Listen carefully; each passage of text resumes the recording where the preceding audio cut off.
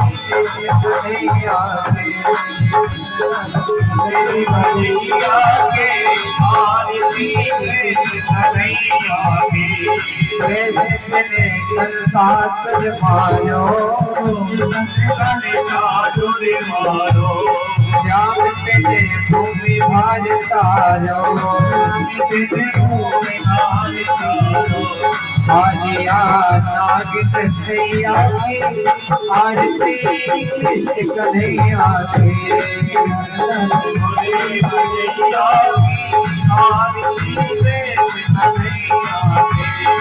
अर्जुन के प्यारे प्यारे राम तुम्हें भगतन रखवारे यमुना तट रात रचैया की आरती कन्हैया की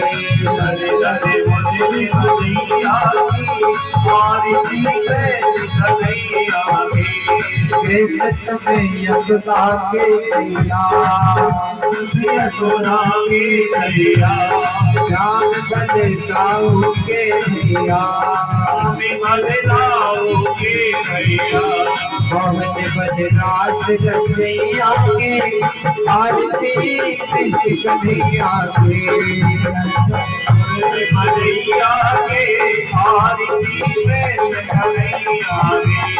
आरती गाते कृष्णानंद के मन में होते आनंद विजय राज रचैया की आरती कन्हैया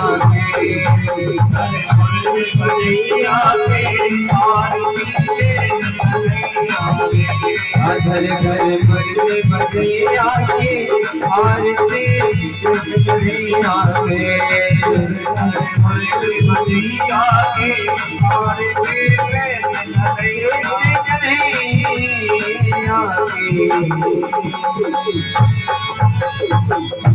बोले गोविंद भगवान की सिद्धिकर्णम देवता वंदनम ओम जगम शांति अंतरिक्षम शांति पृथ्वी शांति आपा शांति रौद्र शांति वनस्पति शांति विश्व देवा शांति ब्रह्मा शांति सर्वगम शांति शांतिरेव शांति श्यामा शांतिरेधि ओम शुभ शांतिर्भवतु हस्ते अक्षत पुष्पाणि कृत्वा ओम जगनेन जगमय जन्ति देवास्तानि धर्माणि वर्धमानं संन्याहाते नागं महिमाना सचन्द्रियत पूर्वे साध्याः सन्ति देवा हरि ओम एकदन्ताय विद्महे वक्रतुण्डाय धीमहि तन्नो दन्ति प्रचोदयात् हरि ओम नारायणाय विद्महे वासुदेवाय धीमहि तन्नो विष्णु प्रचोदयात् हरि ओम महालक्ष्मी च विद्महे विष्णुपत्न्यै च धीमहि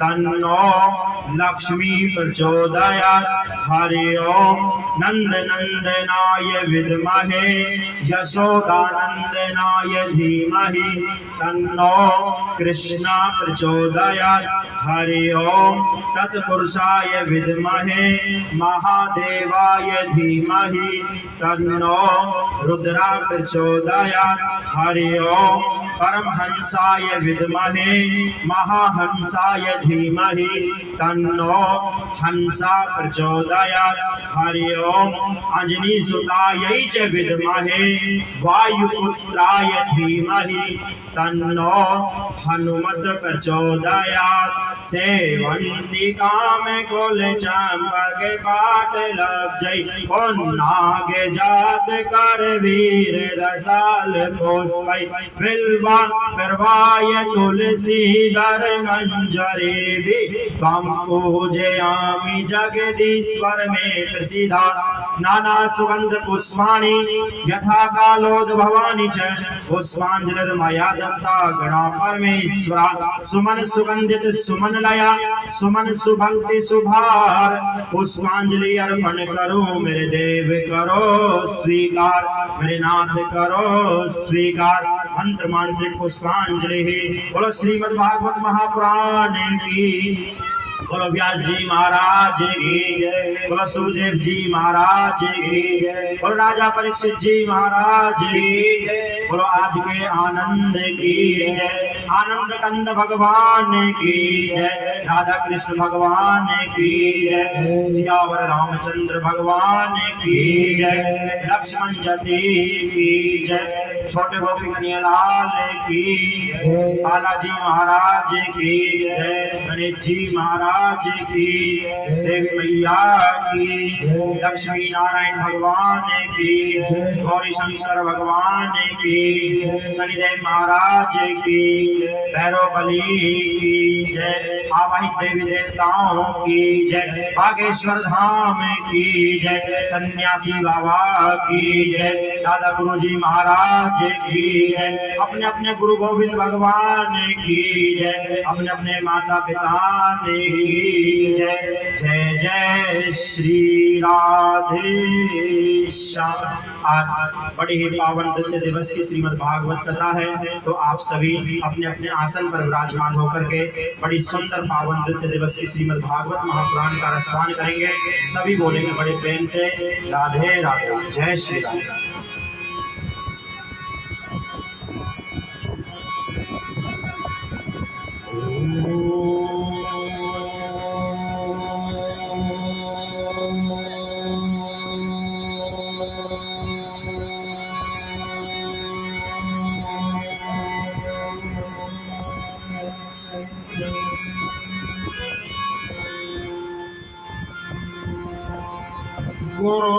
गुरुर्ब्रह्मा गुरुर्विष्णु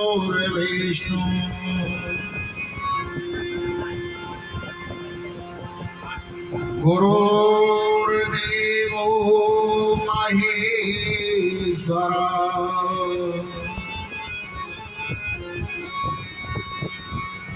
गुरु साक्षात् परम ब्रह्मा तस्मै श्री गुरवे नमः।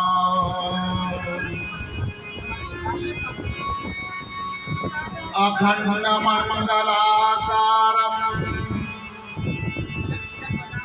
व्याप्तं येन चराचरं तत्पदं दर्शितं येन तस्मै श्री गुरवे नमः।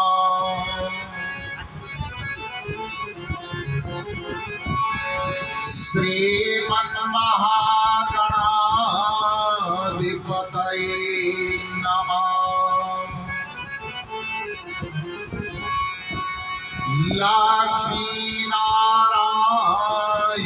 लक्ष्मीनारायणाभ्यां नमः। उमामहेश्वराभ्यां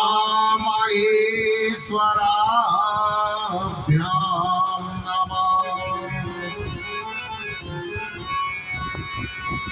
सचिपुरन्द्राभ्यां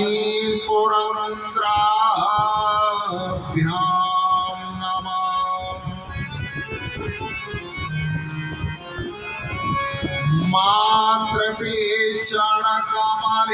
मातृपेचणकमलेभ्यो नमः। इष्टदेवताभ्यो नमः।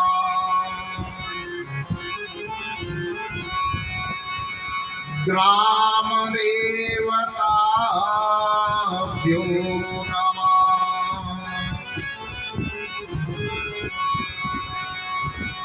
कुलदेवताभ्यो नमः।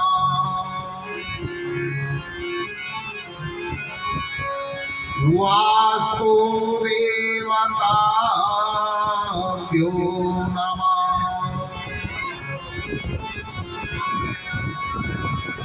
सर्वेभ्यो देवेभ्यो नमः। सर्वेभ्यो ब्राह्मणेभ्यो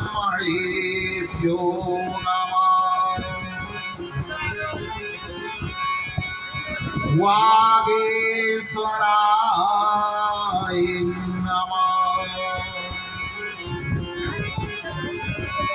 सन्यासी देवाय नमः। दादा गुरुभ्यो नमः। एतत् कर्म प्रधान देवताभ्यो नमः। सिद्धि बुद्धि सहिताय श्रीमन्महागणाधिपतये नमः। सच्चिदानन्दरूपाय विश्वोत्पत्त्यादिहेतवे तापत्रविनाशाय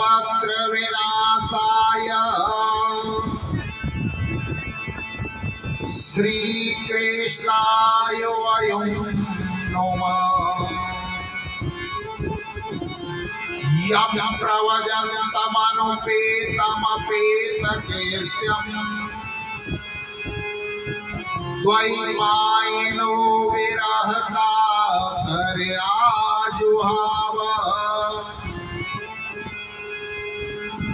पुत्रेति तन्मया तरवो विनोदस्तम्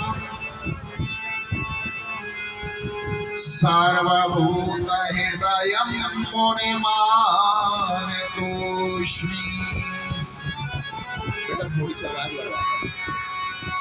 कर्पूरगौरं करुणावतारम् संसारसारं भुजगेन्द्रहारम्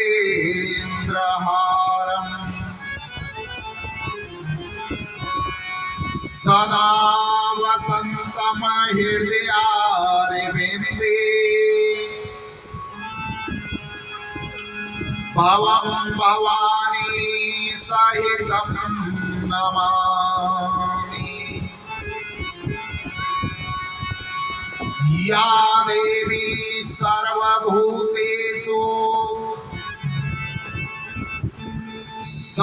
शक्तिरूपेण संस्थिता नमस्तस्यै नमस्तस्यै नमस्तस्यै नमो नमः। मनोजवं मारुततुल्यवेगम् जितेन्द्रियं बुद्धिमतां वरिष्ठम् वातात्मजानवानरयूतमोक्ष्यम् श्रीरामदूतं शरणं प्रपद्ये। शुक्लां ब्रह्मविचारसारे परिमाम् माभ्यां जगद्व्यापिनी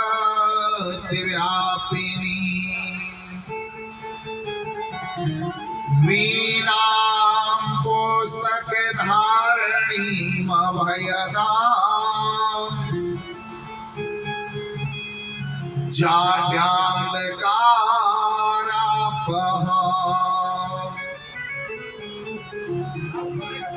हस्ते स्फाटिकमालिकामविधवते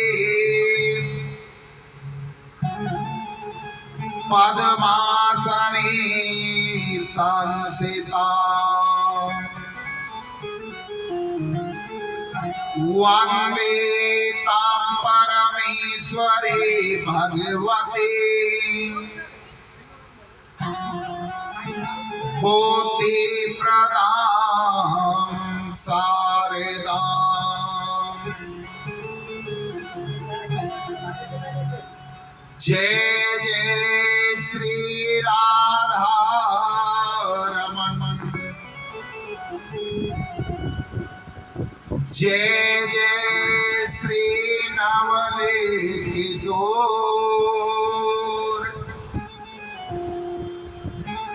जय गोपी चित चोर प्रभो, जय जय माखन चोर।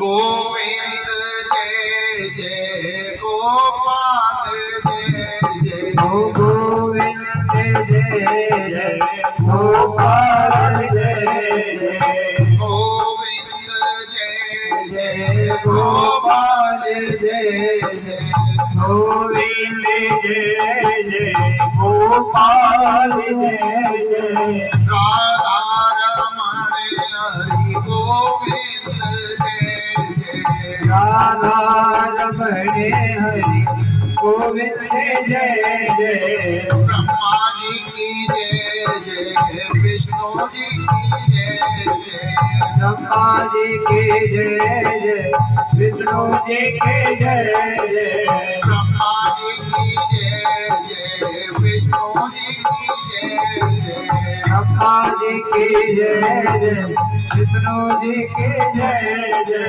उमापति शिव शंकर की जय जय उमापति शिव शंकर की जय जय गोविंद जय जय गोपाल जय जय गोविंद जय जय गोपाल जय जय राधा रमण हरि गोविंद जय जय राधा रमण हरि गोविंद जय जय गंगा जी की जय जय यमुना जी की जय जय गंगा जी की जय जय यमुना जी की जय जय गंगा जी की जय जय यमुना जी की जय जय गंगा जी की जय जय यमुना जी की जय जय सरस्वती त्रिवेणी की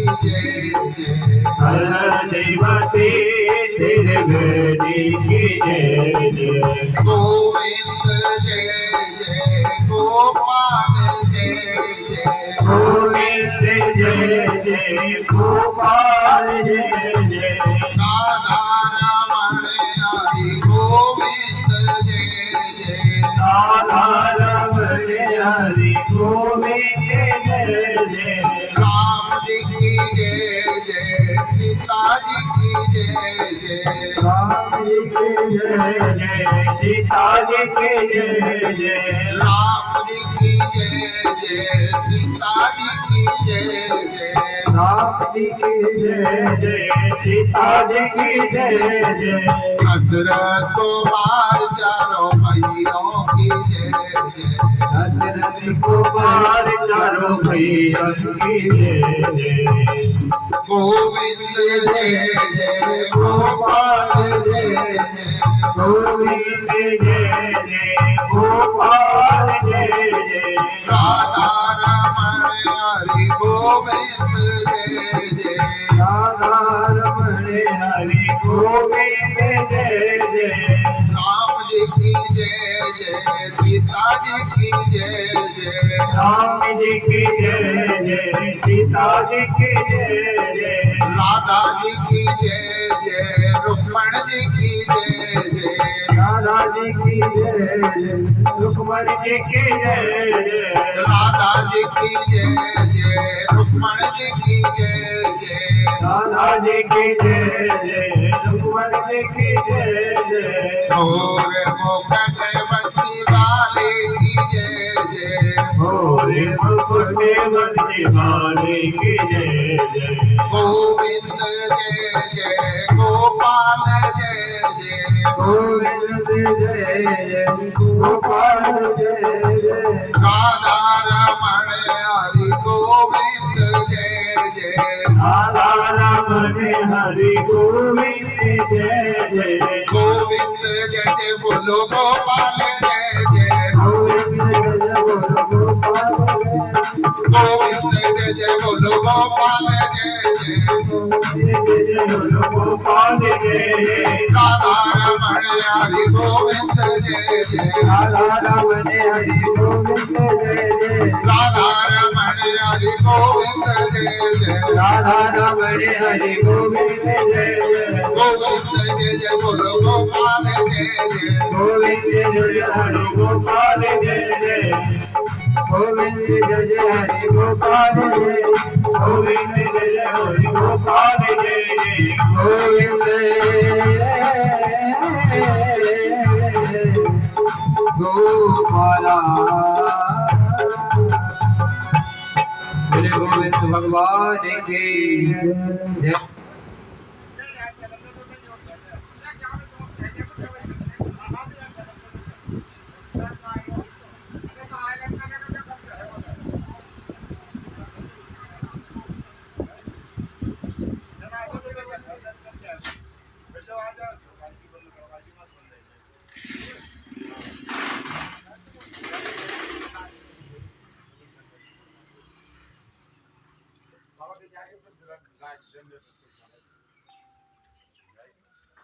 আমাদের 3 নম্বর যে সমাধি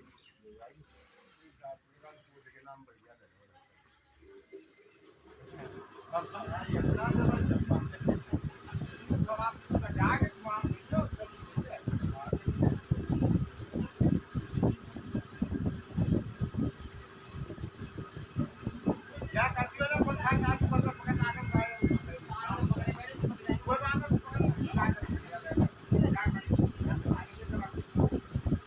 परम मंगल में परात पर अखिलेश्वर अकारण करुणा वरुणालय भक्तवांछित कल्पतरु श्री विनिंदित पीतांबरधारी बाल कृष्ण लाल की वांगमयी मूर्ति श्रीमद् भागवत महापुराण है। बोलो श्रीमद् भागवत महापुराण की जय बोलो सुखदेव जी महाराज की जय बोलो परीक्षित जी महाराज की जय बोलो भक्तोर भगवान की जय बोलो बस्ती माता की जय बोलो गौ माता की जय बोलो जमुना मैया की जय बोलो गंगा मैया की जय बोलो अपने अपने गुरु गोविंद भगवान की जय बोलो अपने अपने मताई बाप की जय बोलो बागेश्वर धाम की जय बोलो सन्यासी बाबा की जय बोलो दादा गुरु महाराज की जय जय श्री राधे श्याम। परम आदरणीय सर्वमात्र शक्ति पिता तुल्य पुरुष शक्ति विप्र समाज संत समाज भक्त श्रोता और जहां तक मेरी आवाज जा रही है वहां तक के सभी भक्त प्रेमियों को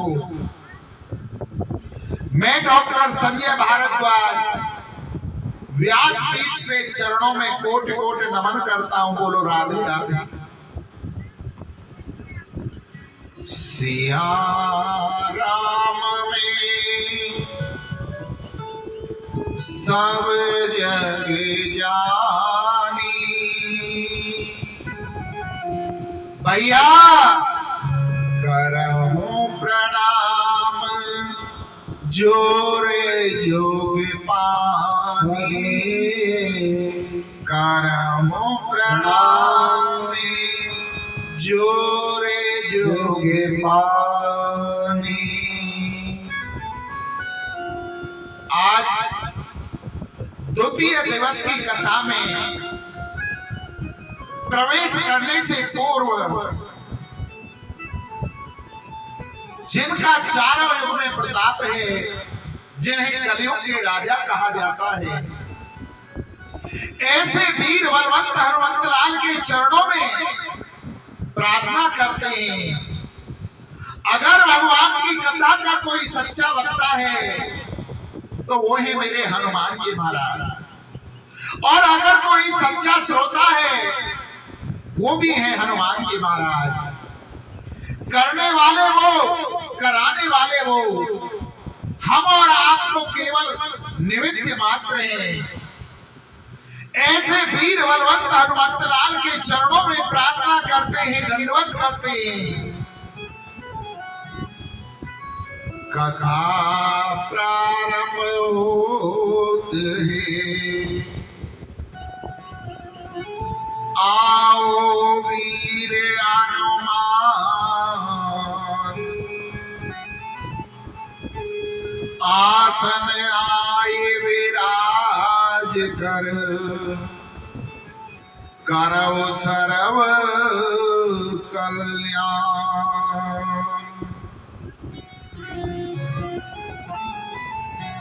हम श्रीमद् भागवत का श्रवण कर रहे हैं।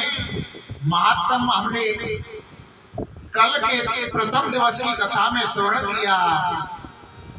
आज श्रीमद् भागवत जी के प्रथम स्कंद में प्रवेश करने जा रहे हैं। आपको एक बात बतलाऊं, किसी भी ग्रंथ का जब हम शुभारंभ करते हैं तो किसी न किसी देवता की स्तुति की जाती है। आप देवी पुराण को प्रारंभ करोगे तो उसमें देवी जी की स्तुति प्रथम श्लोक में की गई है। शिव पुराण को प्रारंभ करोगे तो शिव जी की आराधना प्रार्थना की गई है। विष्णु पुराण को प्रारंभ करते हो तो विष्णु जी की प्रथम श्लोक में स्तुति गाई गई है। राम जी में, रामायण में राम जी की जिस भी ग्रंथ को आप शुभ आरंभ करोगे उसी देवता की स्तुति की गई है। बेटा माइक वाले देखिए, पंखा बंद हो गए, थोड़ा ध्यान दें। और जब हम श्रीमद् भागवत जी का शुभ आरंभ करते हैं तो किसी देवी या देवता की स्तुति नहीं की गई। यहां पर केवल सत्य की वंदना की गई है। जन्माद्यस्य यतो यन्वादितरस् चार्थस्वभिज्ञ स्वराट तेन ब्रह्म हृदयो आदि कवये मुह्यन्ति यत् सूर्यः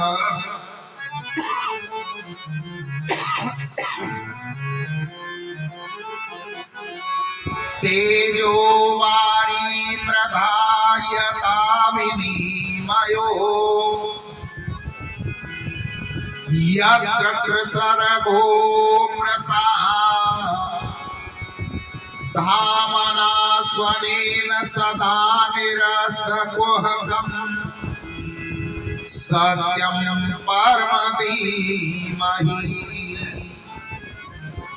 बड़ा सुंदर वर्णन किया गया है कि जिस परब्रह्म परमात्मा की इच्छा मात्र शक्ति से ये पूरा संसार प्रपंच होता है, बनता है, पालित होता है, और उसी परब्रह्म परमात्मा की इच्छा पर लय हो जाता है, समाप्त हो जाता है, प्रलय आ जाती है। उस परब्रह्म परमात्मा ने किसी के गर्भ से जन्म नहीं लिया है। स्वयं ब्रह्मा जी को उस परब्रह्म परमात्मा ने बनाया है।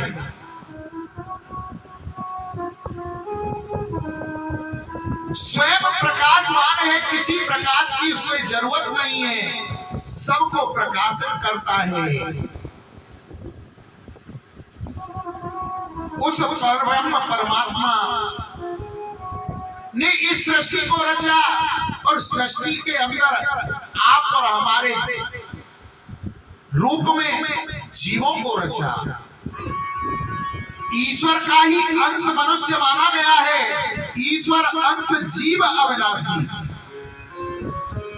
उस परब्रह्म परमात्मा ने हमको और आपको रचा और जब उसकी इच्छा होती है तब वो इस संसार में प्रलय ला देता है। सत्यम परम धीमहि, भागवत जी के प्रथम श्लोक में सत्य की वंदना की गई है। और सत्य कौन है? केवल परब्रह्म परमात्मा। पहले भी सत्य था और मध्य में भी सत्य है और अंत में केवल परब्रह्म परमात्मा ही बचता है। प्रत्यक्ष श्लोक में सत्य की वंदना है और जब हम भागवत जी के मध्य में पहुंचते हैं वहां भी सत्य की ही वंदना की गई है। और भागवत जी के अंतिम पड़ाव में जब पहुंच जाते हैं वहां भी सत्य की वंदना की गई है। सत्य से बढ़कर के कोई दूसरा धर्म नहीं है, इसलिए हमें अपने जीवन में सत्य को अपनाना चाहिए। और तुलसीदास बाबा ने भी बड़ी सुंदर बात कही है, माने दूसर सत्य समान, बेहतल के कहने पर बिजली ने आज जाना। चली जाए तो जनरेटर चलवा दो।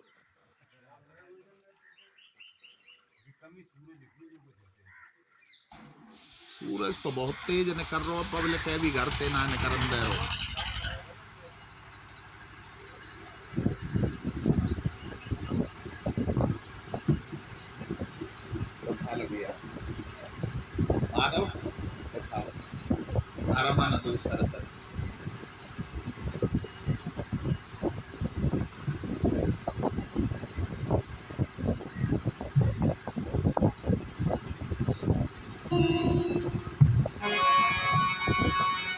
धर्मी दूसरे सत्य समाना,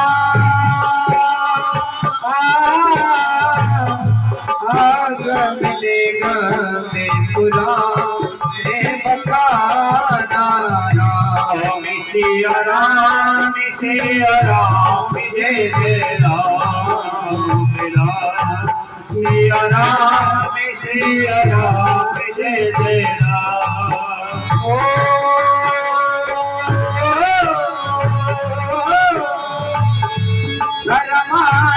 धर्मानुसार सत्य समाना,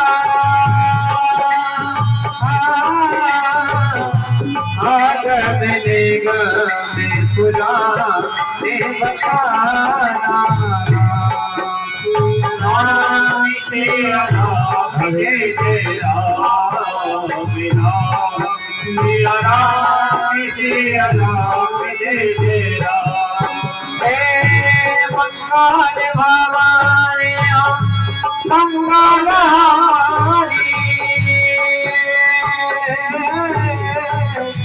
प्रभु सदन से रखे अजय बिहारी। सिया राम जय जय राम, हे राम सिया राम जय जय राम।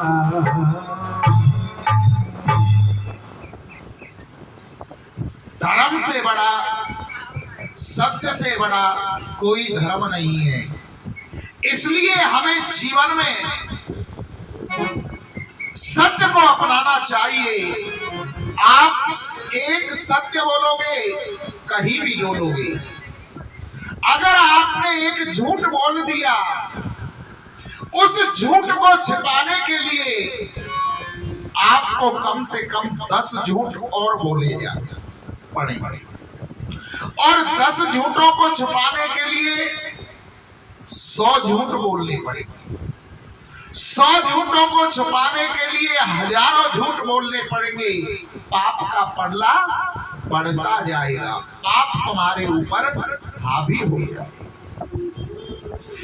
अगर आप सत्य बोलोगे कहीं भी डोलोगे, इसलिए जीवन में सत्य बोलने का संकल्प लेना चाहिए। सत्य से बढ़कर के कोई भी प्रतिपादन श्रीमद् भागवत में नहीं किया गया है। और ये श्रीमद् भागवत क्या है? श्रीमद् भागवत कथा है संतों की कथा, परमात्मा की कथा, सत्य की कथा। जिन संतों को न भक्ति चाहिए, न मुक्ति चाहिए, न शक्ति चाहिए, उनकी भक्ति है केवल कैसी?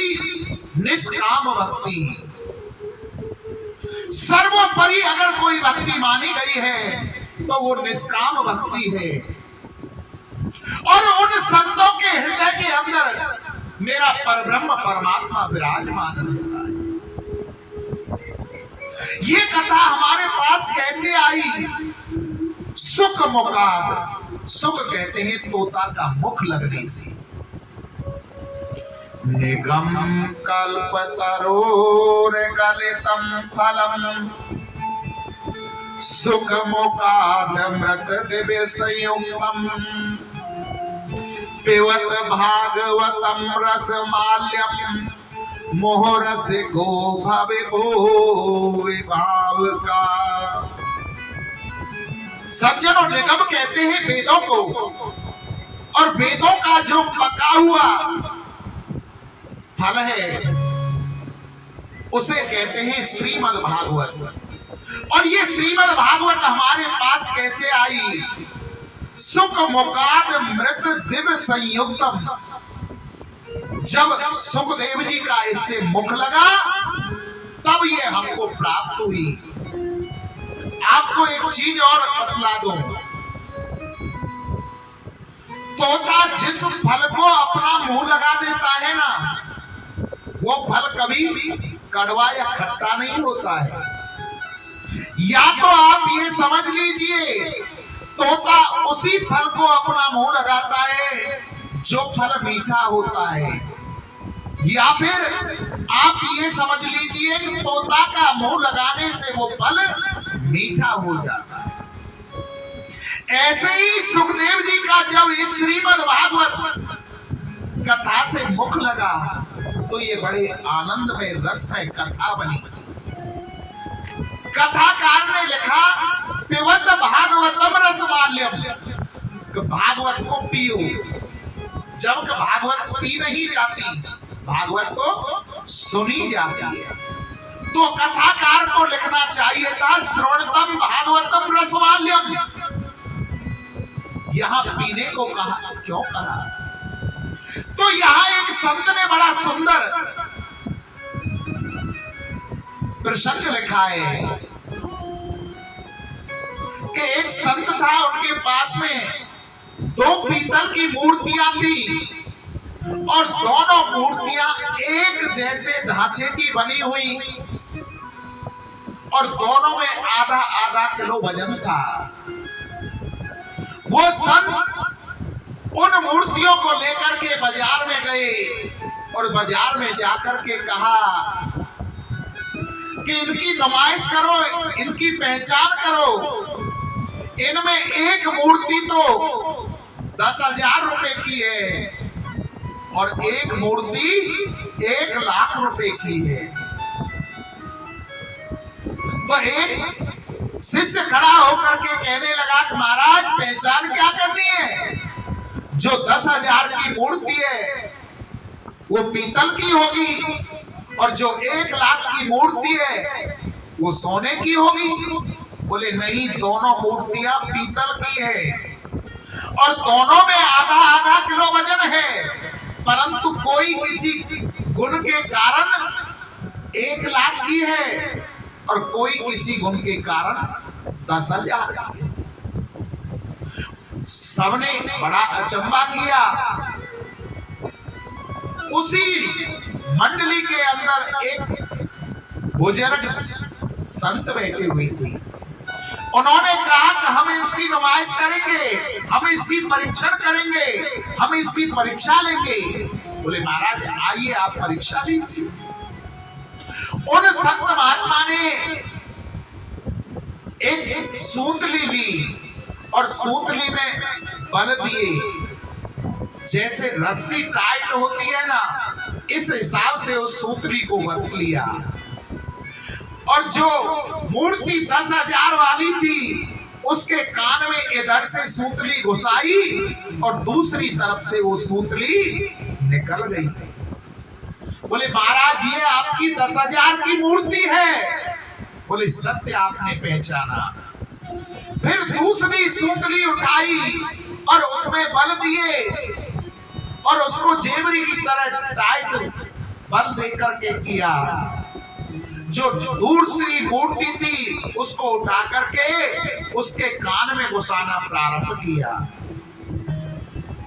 वो मूर्ति के कान में से इधर से गुलसी और दूसरी तरफ नहीं निकली, उस मूर्ति के पेट के अंदर उधर के अंदर मुड़ गई। ऐसा ढांचा था उसका कि वो रस्सी उसी में जाती रही। बोले महाराज ये आपकी 1 लाख की मूर्ति है। जो अच्छी बातें हो उसे अपने हृदय में उतार लेना चाहिए और जो बेकार की बातें हैं उन्हें इस कान से सुनो और दूसरे कान से निकाल दो। तुलसीदास बाबा ने भी कितनी सुंदर बात कही है।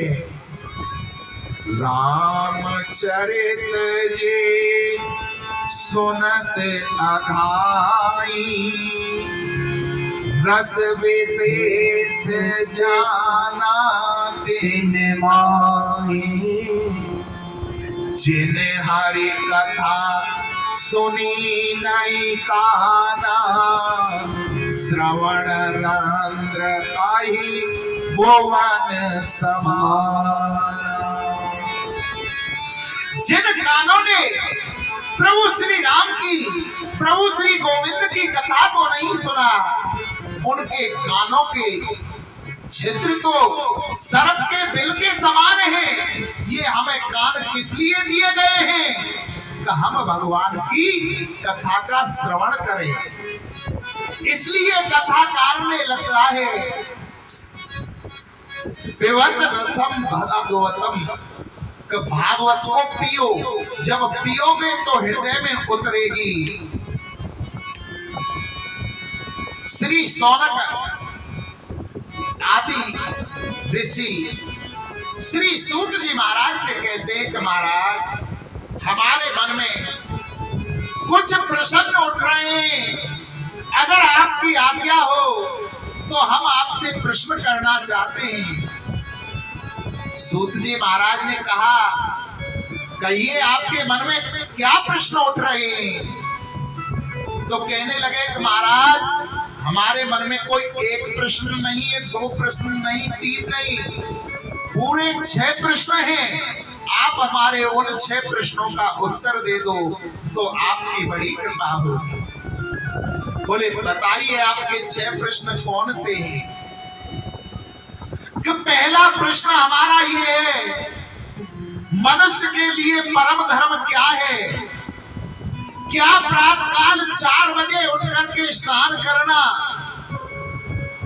लाखों रुपए का दान करना, करोड़ों रुपए की संपत्ति दान करना, ये मनुष्य का परम धर्म है।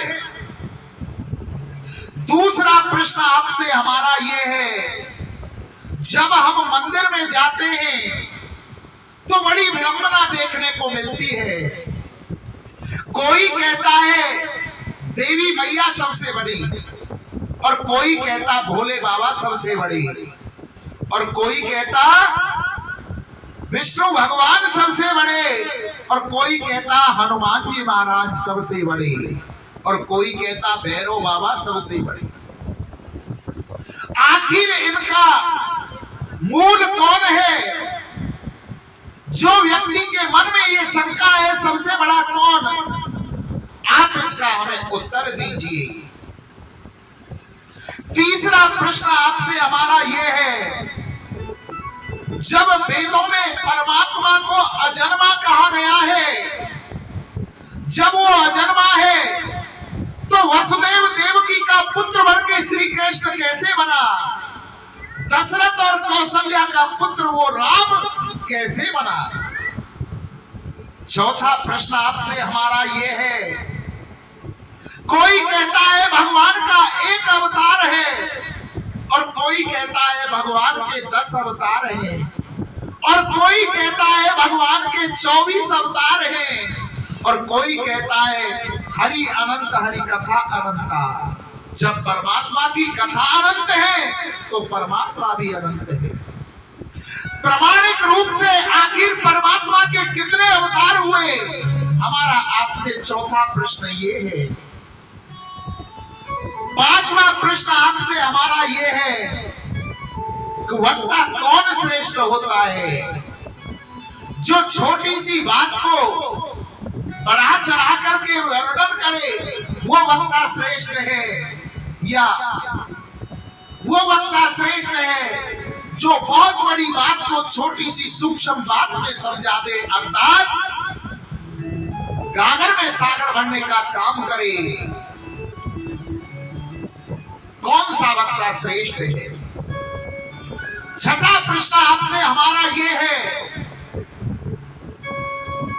कि प्रभु ने जब अपनी लीलाएं इस पृथ्वी पर की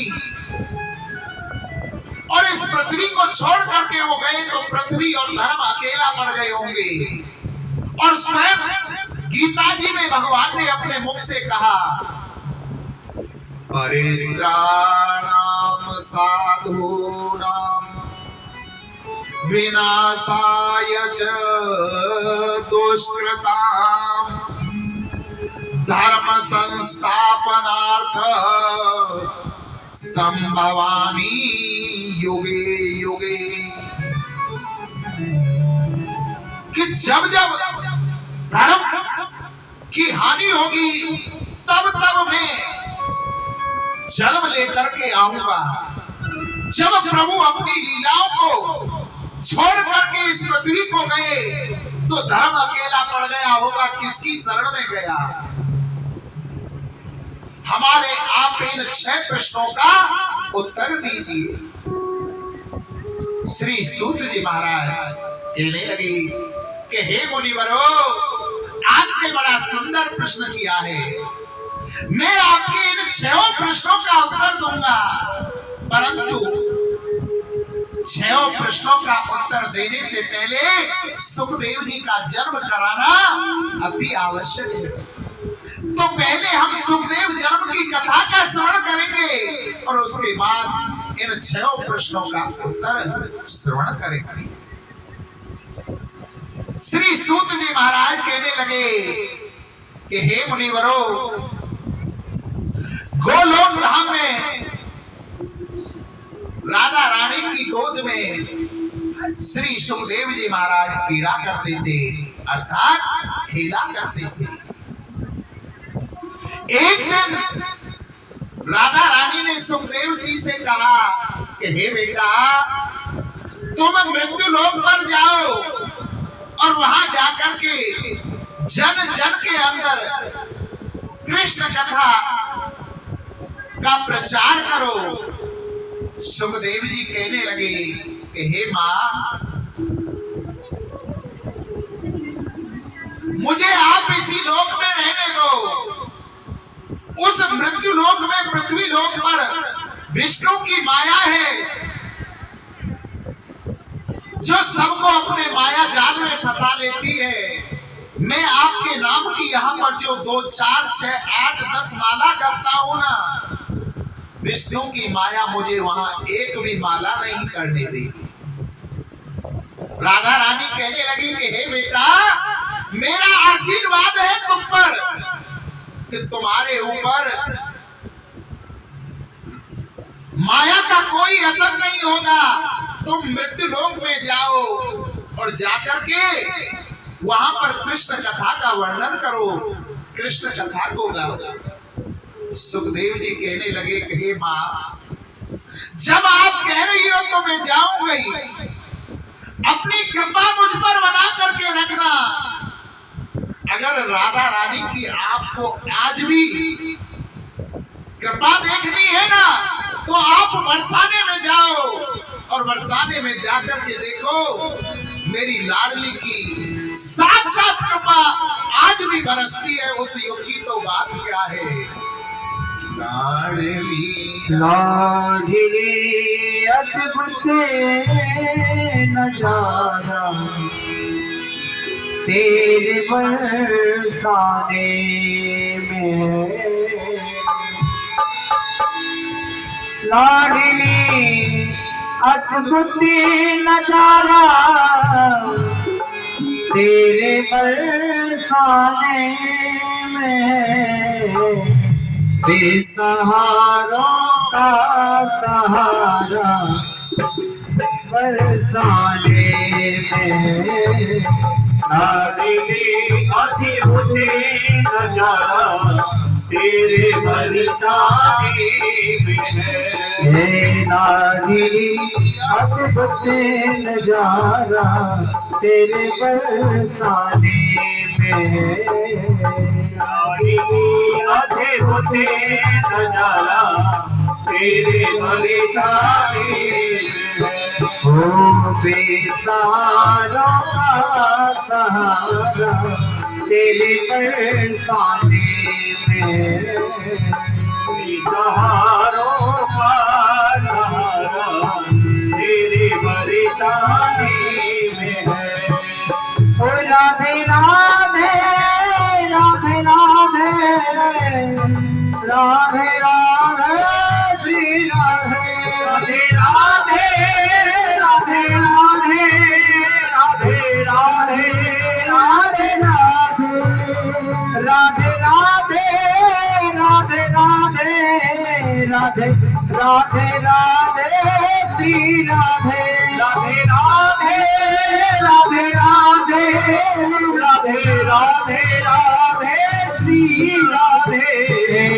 लाडली लाडली अद्भुत नजारा तेरे बरसाने में है। लाडली अद्भुत नजारा तेरे बरसाने में है।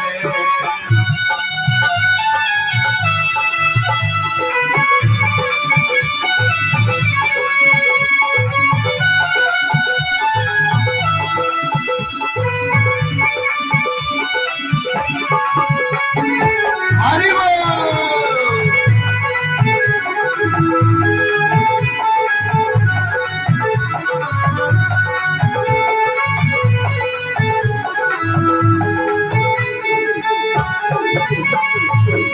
झांकिया तेरे महल की कर रहे सब ते बिगड़।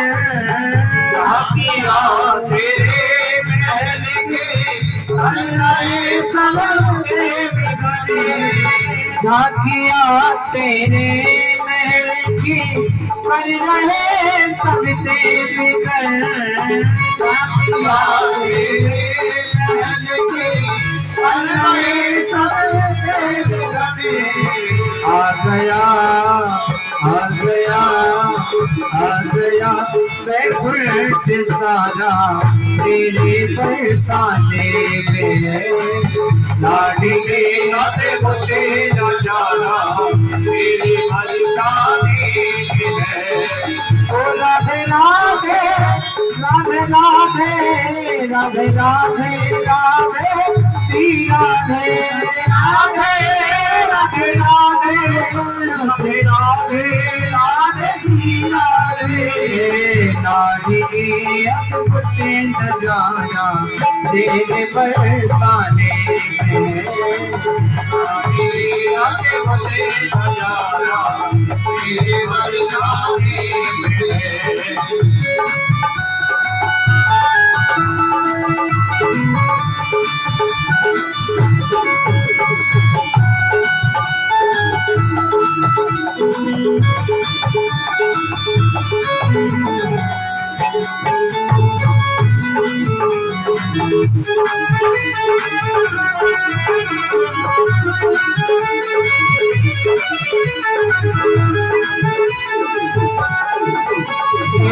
हरि लता हरि लाल पर तेरी दया की नजर हरि लाल पर तेरी दया की नजर हर लता हरि लाल पर तेरी दया की नजर हरि लता हरि लाल पर तेरी दया की नजर हर घड़ी यशोमती दुलारा तेरे बरसाने पे लाडले आखे बोले न जाना तेरे बरसाने पे राधे राधे राधे राधे राधे राधे श्री राधे राधे राधे राधे राधे राधे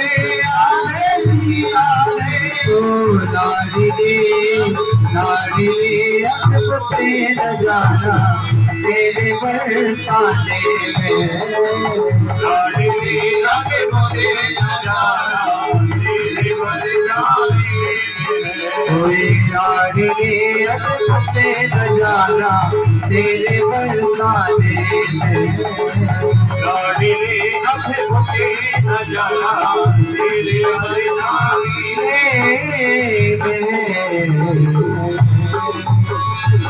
रानी सरकार की जय जय श्री राधे साधु जी सीताराम सीताराम प्रेम से बोलो राधे श्याम राधे श्याम। राधा जी ने सुखदेव जी से कहा कि हे बेटा तुम मृत्यु लोक में चले जाओ और वहां जन जन में कृष्ण कथा का प्रचार करो। मां के आदेश को सिरोधार्य करके सुखदेव जी कहते हैं कि मां मैं पृथ्वी लोक पर चला जाऊंगा। तो सुखदेव जी ने एक जोड़ा का तोता तोती का जो कैलाश पर्वत पर रहता था, तोती के उदर के अंदर अंडे के रूप में जन्म लिया। उस तोती ने अंडे को जन्म दिया कैलाश पर्वत पर, और वहां तो बर्फीली हवाएं चल रही थी, बड़ी ठंडी ठंडी, और वो अंडा फूट जाता है। उसमें जीव अभी तक बना नहीं था। तोता तोती ने देखा कि हमारा अंडा तो फूट गया, हमारे बालक का जन्म नहीं हुआ, और यहाँ इतनी बर्फीली ठंडी हवाएं चल रही हैं। अगर हम भी यहाँ रहेंगे तो हमारा भी प्राणांत हो जाएगा। अब हमें भी इस स्थान को छोड़ करके चलना चाहिए। तोता तोती उस फूटे हुए अंडे को देख करके और वहां से कैलाश पर्वत से चले जाते हैं। सुखदेव जी का जन्म नहीं हुआ है, फूटा हुआ अंडा पड़ा। नारद जी ने मन में सोचा कि सुखदेव जी का जन्म कराना अति आवश्यक है। मेरे कारण मेरे पिता ब्रह्मा और ब्रह्मांड में कई बार लड़ाई हो चुकी है। लक्ष्मी जी में और विष्णु जी में भी लड़ाई हो चुकी है। अब के मैं कैलाश पर्वत पर चलता हूं। और कैलाश पर्वत पर कौन रहते थे? भोले बाबा और मां पार्वती। नारद जी सीधे मां पार्वती के वहां पहुंच जाते हैं। नारद ज्ञानम ददाति इति नारद, जो ज्ञान को देता है उसी को नारद कहा गया है। और ब्रज के अंदर एक कहावत है, नारद, जिसकी बात कभी रद्द ना हो उसे नारद कहा गया है। एक खासियत और है नारद जी की, जिसको नारद जी के दर्शन हुए हैं उसको परमात्मा के भी दर्शन हुए। नारद जी सीधे मां पार्वती के महलों में पहुंच जाते हैं। मां पार्वती ने बड़ा स्वागत किया कि हे नारद जी, आओ, आपका बड़ा स्वागत है।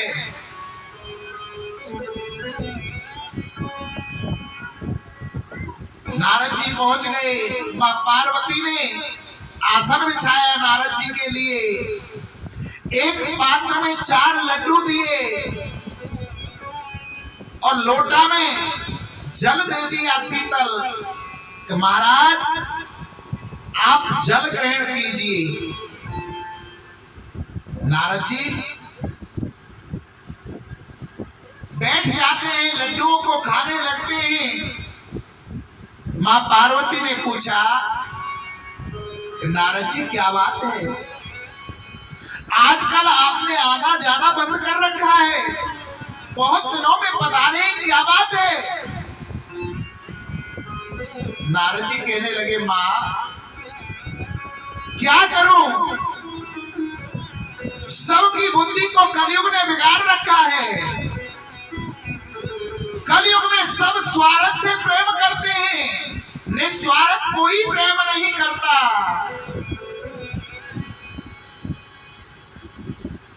सुर नर मोने जन सब रीति,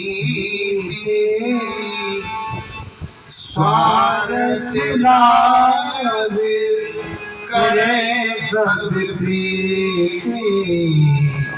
सुर नर मोने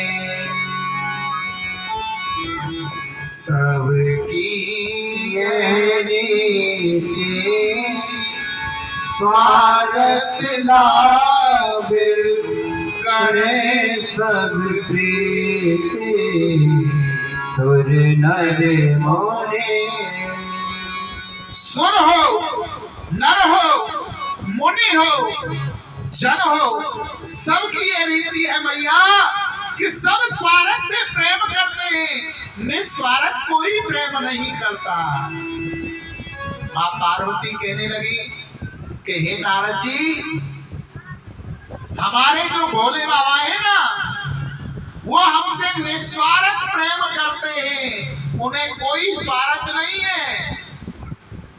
इतना प्रेम करते हैं हमसे, कहते हैं कि गुरु मंत्र जो होता है वो किसी को नहीं बतलाना चाहिए, और भोले बाबा ने तो अपना गुरु मंत्र भी हमें बतला रखा है। इतना प्रेम करते हैं हमसे। तो नारद जी कहने लगे, भैया बड़ी अच्छी बात है जो भोले बाबा आपसे इतना प्रेम करते हैं।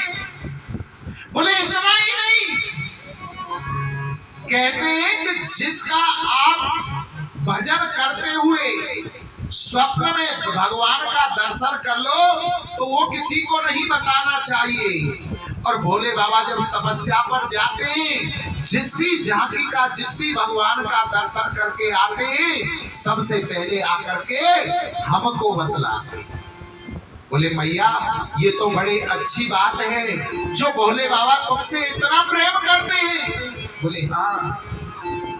नारद जी कहने लगे, मैया फिर तो आपको भोले बाबा ने ये भी बता रखा होगा तो उनके गले में जो माला पहन रखी है मुंडों की, वो किसकी है। इतनी बात सुनी भैया तेरो माए के नीचे को भाग रो या रो के आ गई। इतनी बात सुनी तो पार्वती जी की तो चुप्पी हो गई, मुंह में से आवाज ही ना निकले। ये आगे के लगे अभी नाके पूरे।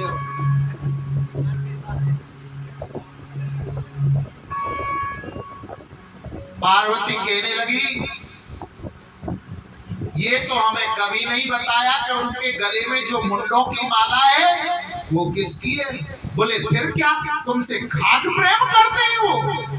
जिस माला को 24 घंटे अपने गले में डाल करके रखते हैं, आज तक उसी के बारे में नहीं बताया तो तुमसे क्या प्रेम करते हैं? बस इतना काफी था नारद जी का। बोले भैया पार्वती, हमें आपके बीच में भोले बाबा के बीच में नहीं पड़ना, आप जानो और भोले बाबा जाने, हम तो जा रहे हैं, हमें क्षमा करना। नारद जी कहकर के वहां से चल दिए और जाते जाते भोले बाबा बाहर एक शिला पर बैठ करके भजन कर रहे थे। कहा बाबा प्रणाम। बाबा ने कहा प्रणाम। बोले भैया पार्वती ने तुम्हें बुलाया है। बोले जरूर बुलाया होगा, जो तुम घर से निकल करके आए हो। पहले जमाने का नियम था, जब मकान बनाए जाते थे तो एक कमरा अलग से बनाया जाता था और उस कमरे के ऊपर लिख दिया जाता था कोप भवन। जब स्त्री को क्रोध आता था, गुस्सा होती थी, रूठती थी, तो वो कोप भवन में चली जाती थी और पुरुष समझ जाता था कि आज देवी जी क्रोधित हैं। मैया पार्वती ने अपने सुंदर वस्त्रों को उतारा, आभूषणों को उतारा और सीधे कोप भवन में चली गई मलिन वस्त्र धारण करके। भोले बाबा आए, पार्वती को कहीं नहीं देखा। कोप भवन में झांक के देखो, कहां भीतर बैठी तो हे देवी। भोले बाबा भी भीतर घुस गए। बोले देवी, आपने सुंदर आभूषणों को क्यों उतार दिया, सुंदर वस्त्रों को क्यों उतार दिया और ये मलिन वस्त्र क्यों धारण कर रखे? पार्वती जी कहने लगी आप चुप रहो। बोले देवी जी क्या बात है? बोले आप कपटी हो। अब तो भोले बाबा कांपते वही कहने लगे देवी, हमने ऐसो का कपट कर दियो, हमने तो आज तक आपसे कोई बात नहीं छुपाई। कपटी उसे कहा जाता है जो कोई बात छुपाता है। हमने तो अपना गुरु मंत्र तक आपको बता रखा है और आप हमको कपटी कह रही हो। पार्वती कहने लगी तो तुमने कभी बताया तुम्हारे गले में जो ये मुंडों की माला पड़ी हुई है ये किसकी है? इतनी बात सुन करके भोले बाबा के नेत्रों से अश्रु बहने और कहने लगे अगर पार्वती हमने तुमसे सच्चा प्रेम किया है और उसका कोई प्रमाण है तो ये मुंडों की माला है। जब जब आपने अपने शरीर का त्याग किया तुम्हारी याद हमें बनी रहे और हमने अगर तुमसे सच्चा प्रेम किया है उसका कोई प्रमाण है तो ये मुंडों की माला है। जब तक आपने इस शरीर का परित्याग किया तुम्हारा मुंड सिर हमने अपने गले में धारण कर लिया। तब तो पार्वती कहने लगी आप कपटी नहीं, आप तो महाकपटी हो।